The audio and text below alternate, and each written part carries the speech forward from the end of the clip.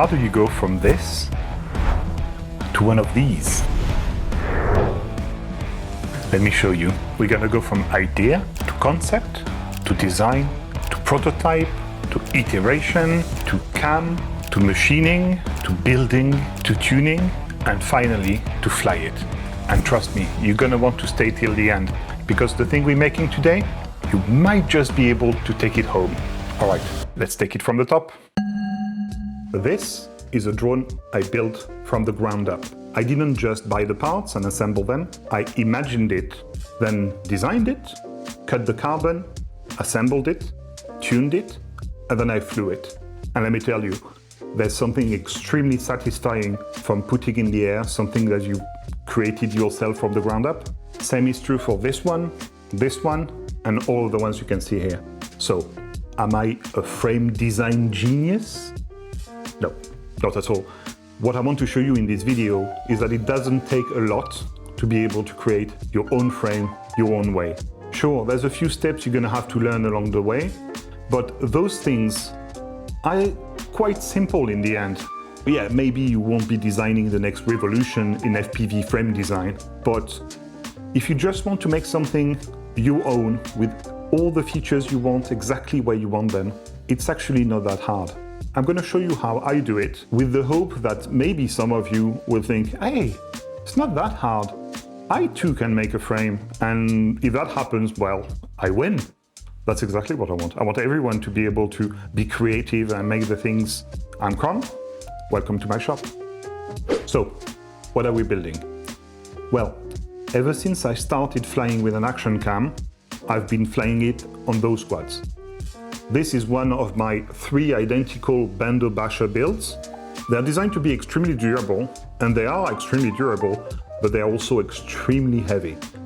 And that's fine for Bando settings. You need the protection. You need the quad to not explode into pieces on first contact with the wall. However, when I'm flying outdoors in the fields between trees and everything, I don't really need it to be that durable, and I'd rather take something lighter that's more agile and I can carry the weight of the action camera without a penalty instead of taking the heavy brick. So I'm thinking maybe something a bit like a racer, True X configuration, lightweight, battery at the bottom, camera on top, something that has a very compressed center of gravity, so it flies super great. So I went looking, and I had a look online, I had a look at different places. I really couldn't find something I liked, something that was designed the way I was thinking. So I thought, might as well make my own. And if I'm going to do that, might as well bring you with me. So here are the constraints I've decided. I needed to fit 5.1 inches props. That's what I mostly use. So I want to be able to go with that. It needs to be as compact as possible without being too fragile. And it needs to be able to fit either a 2-stack, being an AIO and a single bolt VTX above, or a full double stack plus HD VTX on top. So something that can be possibly tuned by using different height standoffs, and something that's otherwise as light and compact as reasonable without being a glass cannon as usually racing builds are. Okay, I think I'm starting to get a bit of an idea of how I want to put it together. Let's move to the PC and we'll put it together in CAD and do a first draft to get a better idea of how it's going to look. Let's get to prototyping. This is Fusion. It's a software from a company called Autodesk. It's a CAD software, CAD meaning computer assisted design, and it's designed to make stuff to be fabricated. This is the free version. Everything I'm going to do here is using the free version. That's what I usually use. So I'm going to start designing and I'll see how it comes together. And then we'll have some form of prototype. And then we can take that and make it a real design. Let's go. So first I'm going to start throwing parts together to get an idea of how they're going to come together. This is going to be my ESC. On top of that, we're going to put the flight controller. On top of that, I'm going to put an O4 Pro. That's going to be the tallest stack configuration. So if it fits this, it's going to fit anything. And the camera, I'm going to put as close as I can to the stack without being completely unbuildable. After that, I'm going to build an outline of where the props are going to go to ensure everything fits. Then I'll draft a very simple bottom plate, followed by a very simple arm. So at that point, we don't really care about how pretty it looks. We just want something very generic, so we get an idea of proportions. Then we mirror it, and then we mirror it again. We follow that by a very simple bottom plate. Let's put some 35mm standoffs. That should give us enough room to build our stack. Maybe we could fit 30, but 35 is going to be a bit more comfortable. Then we throw in a simplified top plate, slap a pseudo camera mount on top, a battery on the bottom, motors, props, make it pretty. That's kind of what I want it to look like in terms of general shape. Obviously, it's very ugly at the moment. We're gonna make it look good, hopefully. Okay, we have a prototype. Why do I do this? Well, when I want to start designing a final product, I want to be able to focus on details and not have to figure out the length of the arms, the spacing of the standoffs. For those, I'm just gonna reuse the values from the prototype. That way, I can just focus on making everything nice, clean, hopefully somewhat pretty. Usually it makes the final process smoother. So let's jump into the new file and start designing the final product. Well, I say final product. It's still gonna need some iteration, but at least the final first version. Let's go. All right, this is my starting point. You can see in this sketch that I have used the distances from the prototype to lay out the standoffs. And I also have those 3 squares in the middle that represents the 3 stack spacings.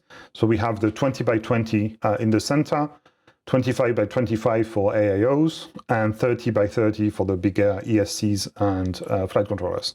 Next step is to use that base to build the outline of the props. And you can see here, I have the prop dimensions set with a clearance. So that's 5.1 inches plus 6mm. So that's 3mm clearance on each side. And this touches the outline of our frame. Next is my sketch for the arm. Here I've picked a specific width for the base of the arm and a specific width for the, I guess, the wrist of the arm. This I didn't invent. I just used my calipers and an existing frame, and I just grabbed the dimensions from something similar that I think are going to work well. You have to understand that you don't have to reinvent the wheel every time. You can just simply reuse what other people have proven to work. That way you don't have to break a bunch of arms before you figure out the right size for your carbon. Something else I want to show you here, it's something that's fairly common on racing frames, not as common on freestyle frames. You can see I've only done 3 holes for the motor mount, and you can see that the motor is a bit offset with regard to the arm. And the reason I'm doing this is so that I can get a continuous piece of carbon all the way to the center hole. That way I don't have any weakness along the holes of the motor, and I'm hoping it means that the arm won't break here. Something else worth noting is I've decided that I was going to go for M4 screws in the center of the arm. That screws into the standoffs, and those standoffs are pretty tall. That's because we're going for a very tall deck, so we can do all VTXs. That way, I can use the screw to hold the arm and screw very tight into an M4 standoff that hopefully should be sturdy enough to withstand crashes. So here's our arm once extruded. However, you can see there's still some angles in there, and that's something that's super important to remove. Every time you have a very sharp angle, it's likely to break there. It's a stress concentration. So what I'm going to do next is smooth everything out. And now we have something. I don't know if you would find it pretty. I don't dislike it, so let's go with that. Now we can mirror it and mirror it again. And that's our 4 arms. Next comes the sketch for the middle plate. As you can see, I've used the first sketch to project our holes for the different stacks. And this is where some of the more creative process comes in. So I've decided to go for some kind of angles and curves aesthetic. So I'm mixing a bit of a curve at the top and more angled parts, but obviously all those sharp angles are going to get smoothed out. That's the general vibe I'm going for. Also, I've chosen to do that feature at the back of the quad to use a zip tie to hold the XT60 lead. So when it gets pulled on, it doesn't pull on the ESC. Next, a very simple sketch on top of that middle plate to do the press nuts here. So press nuts have a very specific size and you want to countersunk them in the carbon as much as you can so they don't run the risk of hitting your electronics. And I'm going to countersink a bit around the standoff so that when I screw them in, they don't rotate. So I'm going to do a 1mm pocket in which the standoff stands. There you go. That's with the pocket for the standoffs and for the press nuts extruded. And mirror it, and that's our mid plate. Next, we can do a very simple bottom plate, and now we need to countersink the holes for the screws. Since we have the battery at the bottom, I have to use countersunk screws so it doesn't interfere with the battery. There we go, mirrored. Here are our M4 standoffs, and here's our top plate. So you can see I've put some holes, a bunch of holes in that top plate here. So we have two hole patterns for different types of VTX.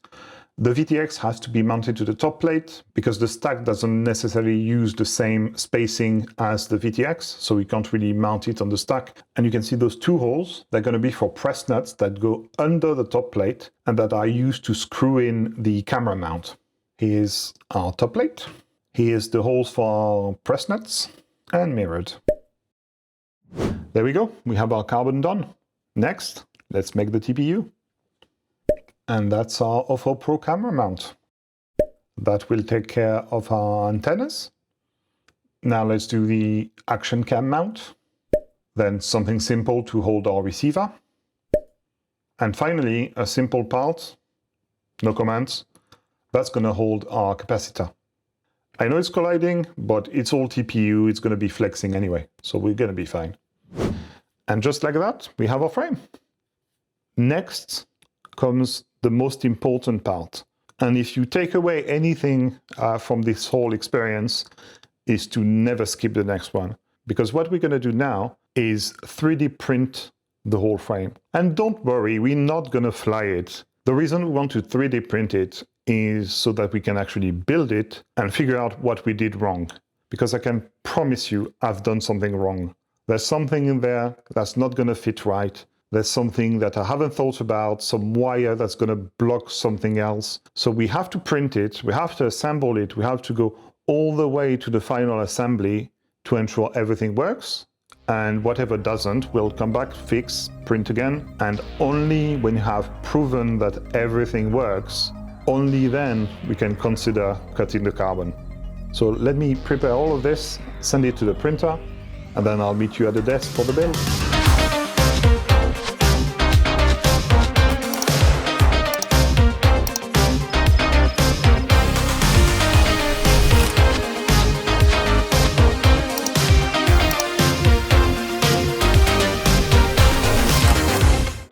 Most of the hardware for this build was provided by T-Hobby.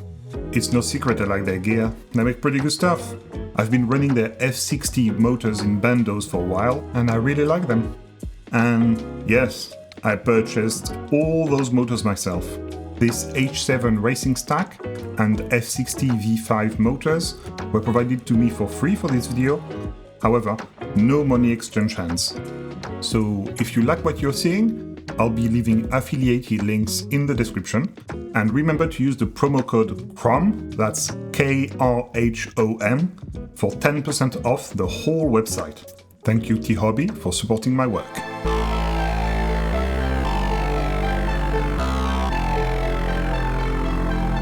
Okay, so I'm not gonna go into too much detail in this build. If you're interested in seeing a fully narrated and explained build, I have a video right there that you can check out. I'll start by tapping in the press nuts. Usually we want to use a press for this, but I don't have one, and the hammer is gonna do just fine. I'm just putting together the stack screws.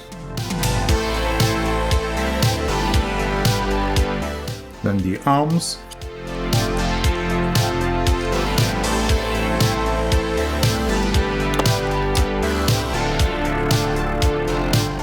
Here, I'm double checking that the ESC has enough room to move and not touch carbon. I'll do the same check with the flight controller to make sure that the two bolts have no chance of coming into contact. Then I'll prepare the receiver. I don't really need to solder it at that point to test the fit, but I'll just do it now so that I don't have to do it later. I can then install it into its print. That way I can check clearances and check that everything fits as expected. Same thing for the capacitor. That way I can check that it fits into the print and holds together nicely.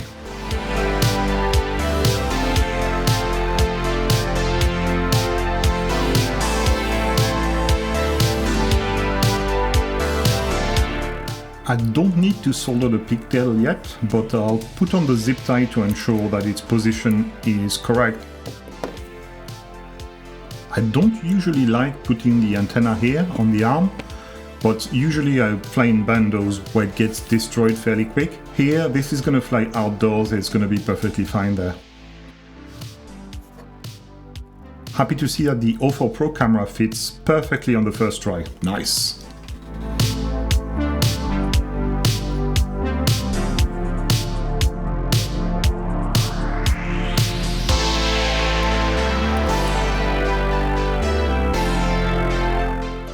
Ah, there we go, that's our first snag. As you can see, the air unit is hitting the press nut here, so I'm gonna have to print a small spacer to pull the air unit a bit farther away from the carbon, that way it clears. Here's the spacer, and yeah, looks like it's gonna do the job.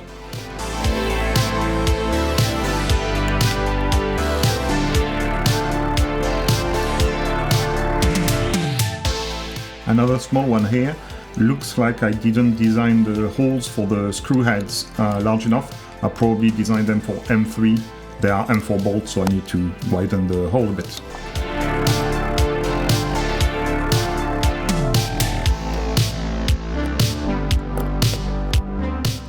Uh-oh, looks like the props are hitting the camera mount.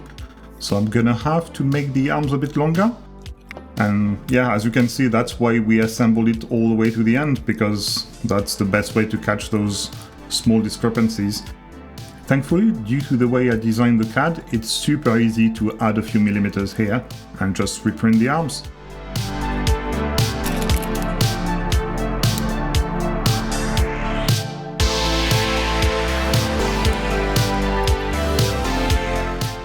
Here are the new arms. Let's see if they fit better.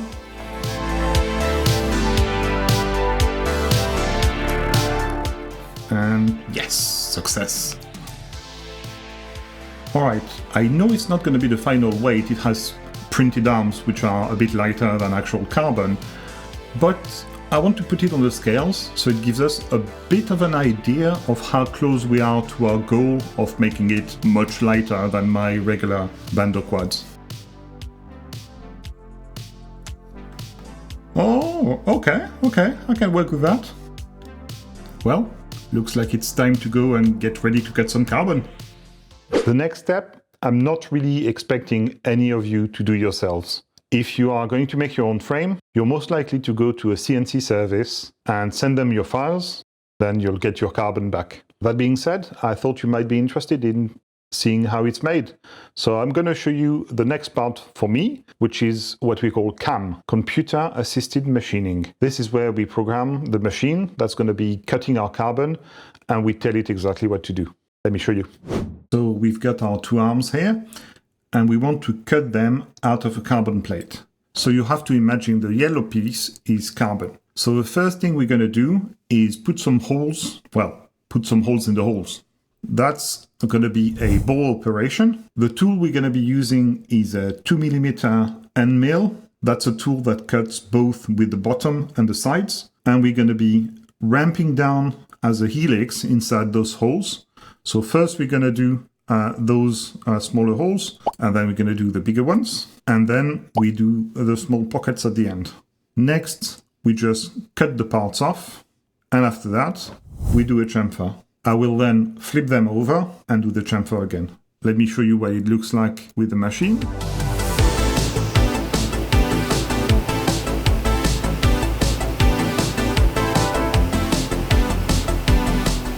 we go, 4 arms. Next we'll do the mid plate and bottom plate. They're the same thickness, 2.5 millimeters, so I can do them at the same time on the same plate. First we bore all the holes, then we machine the pockets for the standoffs, followed by the pockets for the press nuts.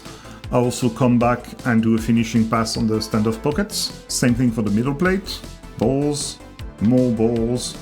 Then we cut the contours to free the parts and some chamfers, and this gives us that run.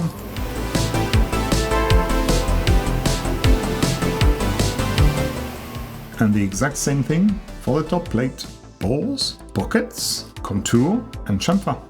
Now I'm just going to export all of this in a format that the machine understands called G-code. I'll upload it to the machine and I'll meet you downstairs in the garage for some cutting action. Let's go. Welcome to my garage. This is a small desktop CNC we're going to be using for cutting the carbon. It's called a Carver Air. It's exactly the right size for that kind of small project, prototypes, small batches, and custom frames. And this is the T700 carbon we're going to be using for cutting the frames. Let's go. Okay, let me show you the process. First order of business is to attach the carbon plate very securely to the wasteboard. Actually, something I should probably mention here, I'm by no means a professional. Everything I'm doing here, I learn my own way, watching YouTube videos and learning on my own. So this is how I do it and what I found to work for me, but don't take this as instructions on how to do it best. And if you have advice on how to improve the process, make sure you leave a comment. I should now be good to load the program onto the machine. Select the first operation, double check on the preview that it looks good, and let's go. I'll switch to the probe tool. That will let me zero out on the top surface of the carbon plate. That way all the operations are programmed in the CAM software will happen exactly where they're supposed to happen. When that's done, I can switch to the actual cutting tool, the end mill. Put on the vacuum shoe because you don't want to be breathing that dust. Turn on the vacuum and let her rip.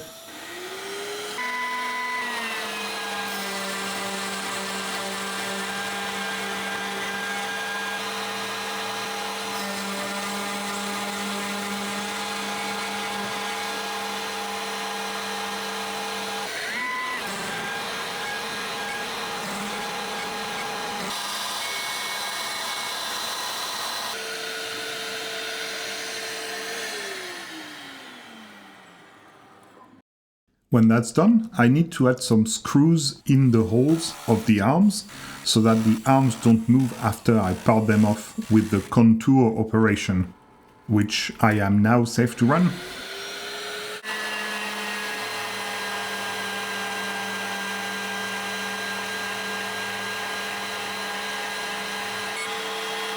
And last tool change, the 45-degree chamfer bit, followed, of course, by the chamfer operation.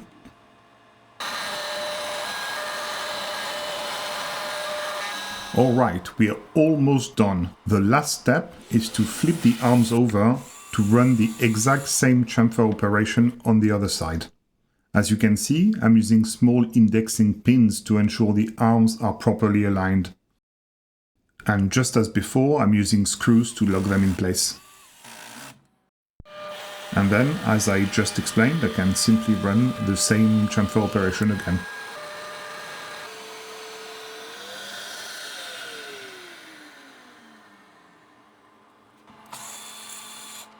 And yeah, that's it for the arms. Now we'll move on to the mid plate, bottom plate. I'll spare you the details because, spoiler alert, it's going to be the exact same thing. The only difference is that we're going to be using a thinner plate of carbon.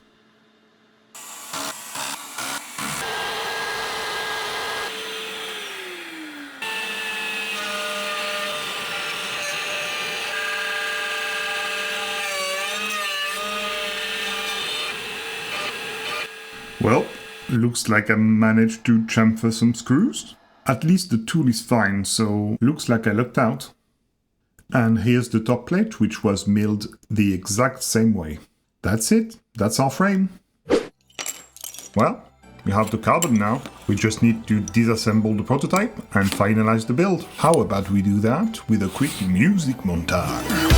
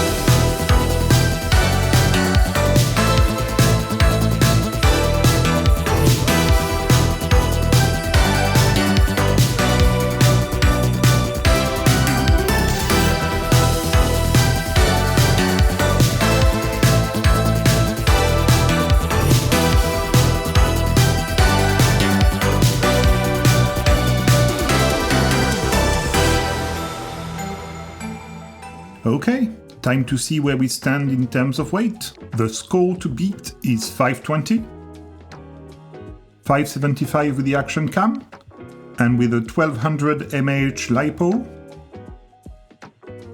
785. Drum roll, please. 380, pretty good. Let's check with the action cam. Yeah, 440. And with the LiPo right about 650. That's 140 grams saved. I would call that a success. Hey guys, Editor Crom here. I'm sorry I interrupted the big reveal, the big music and everything. It's gonna come back in a second, don't worry. I just wanted to take a minute to ask for a very small favor.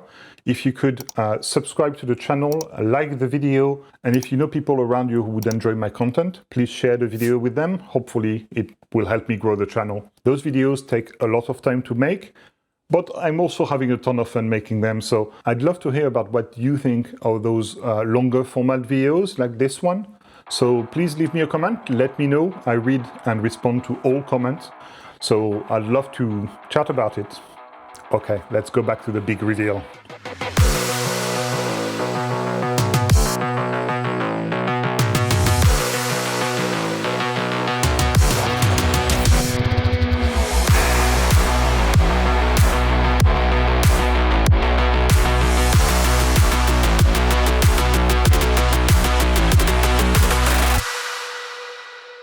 And here it is, all set up and ready to go. I've taken the liberty of setting it up in Betaflight beforehand. If you want to know how that's done, I have a video here with a full build and you can check it out, and it goes into details about how you set up all the motors and modes and everything.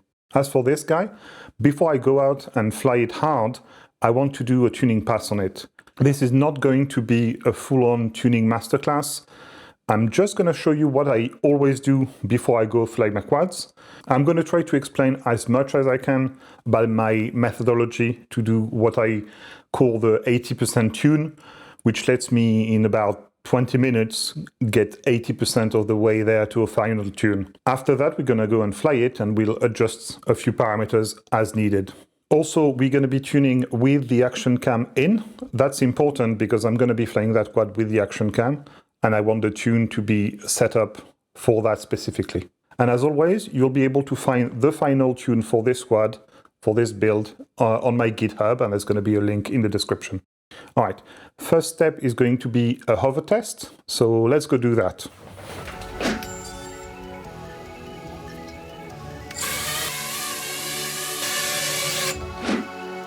Okay, good.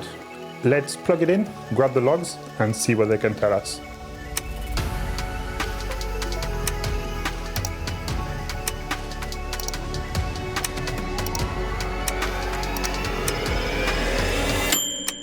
My tuning tool of choice is PID Toolbox, so let's put that up. This hover log is going to give me a few things. First, it's going to let me assess the state of the electrical noise in the stack. And here it's a bit elevated, but it's nothing to really worry about. We should still be able to reach a decent tune. And then it's going to let me see where my motor noise harmonics are, so I can tune the RPM filter and the dynamic notch filters. Next is tuning the step response, or the PD balance. That's where we go out and wobble the quad all over. Then we feed the log to the step response tool in PID Toolbox, which will let us pick the critically dampened step response values. I'll then bring back feed forward and dynamic damping and go out for a careful acro flight in my small garden to assess those two values. When I'm happy with the logs, I can go out and bring the quad with me to a spot and do some actual flying. Here, I can use the OSD to tweak the values when I'm not satisfied with something, and I'll keep doing that until I'm happy with how it flies.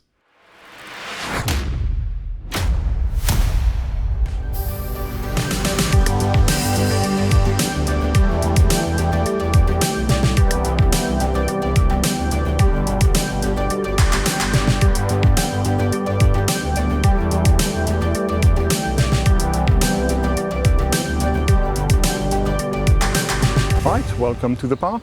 Before we go and try this quad, I want to give you a word about the giveaway, because I have cut 2 of these frames and one of them you'll be able to win. To enter the giveaway, all the details are going to be at the end of this video. However, I just want to give you an advantage, you guys who watch the whole video and see everything. If you want to actually have your entry count towards the giveaway, you will need to put the name of the frame in your comment. The name of the frame is the geode, G-E-O-D-E. So make sure you mention the geode and your entry will be counted for the giveaway. All right, let's go and fly it.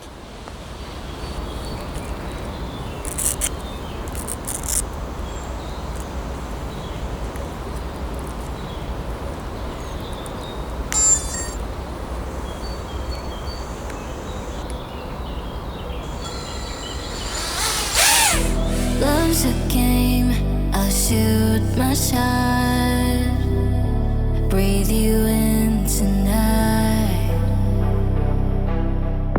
hold you close till morning comes. Babe, is that alright? Still on my body, I'll taste you on my tongue. Every scar still stays undone. Your favorite card, and now I lose control.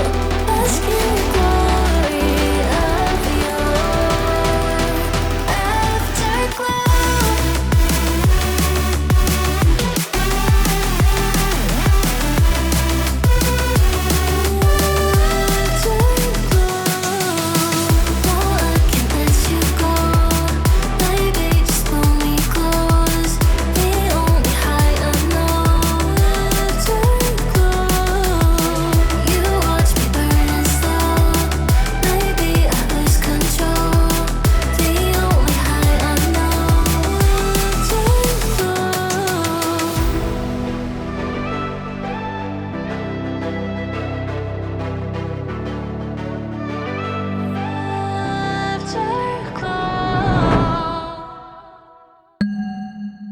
That was fun. I think it ticks all the boxes, exactly what I wanted it to do, and it does it very well. It's light, it's nimble, and yes, you might have noticed there are props in view in the footage. This is a feature. I like props in view. You might not. They will disappear when you crop in. They will disappear if you use a higher camera angle on the action cam, but I'm not going to do that. As I said, I like props in view. So I'm keeping that. I'm happy with that. I knew it was going to have props in view anyway when I decided to build True X. So yeah, it's exactly what I wanted and I'm super happy with it. Now the question is, would you be interested in building one of them? Do you like the design? Is that something you would be interested in?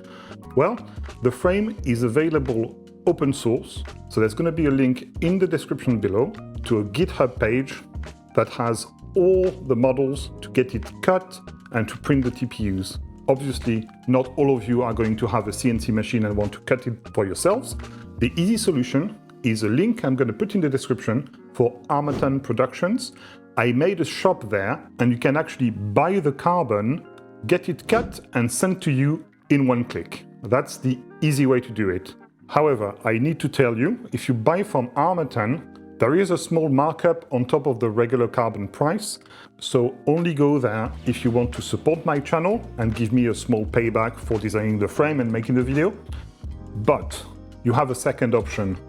As I said, all the files are available on the GitHub to get it cut yourself. So if you have a CNC, that's easy. You just grab the files, cut it on your CNC, done. But if you don't have a CNC, and most people won't, you can simply get the files, send them over to your favorite CNC machinist, people who cut carbon, there's a bunch of them. I'm sure a quick Google search will give you a bunch of results. You can also send them to China. There's a bunch of shops that will cut the carbon for you as well there.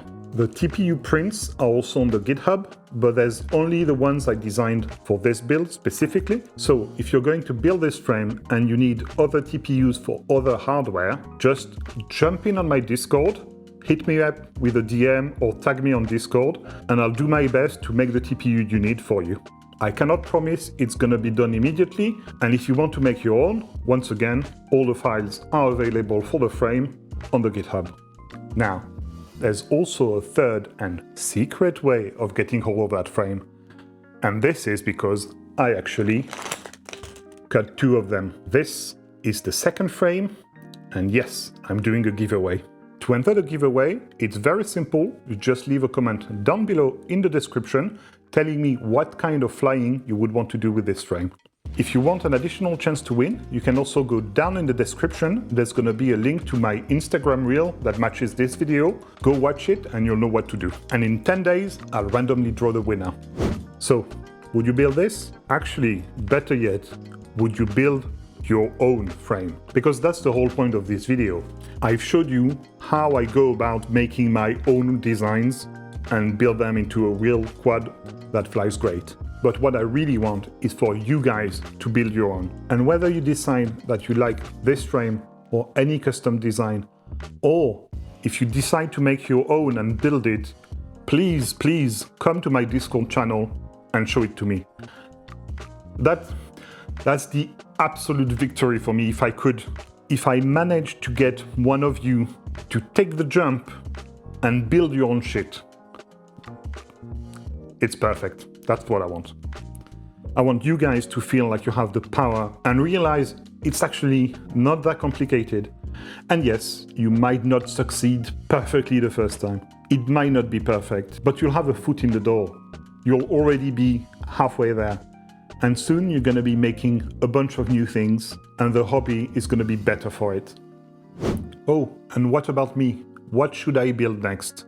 I know I want to make my own bander frame based on the one I fly and a few tweaks, now that I know it very well, with the goal of making it a bit lighter without losing too much in terms of durability. Would you want to see that? Leave a comment. And if you have any other idea of something different I could build, I'm all ears. Let me know. All right, that's enough for today. I've been Crom. See you next time. Have a good one.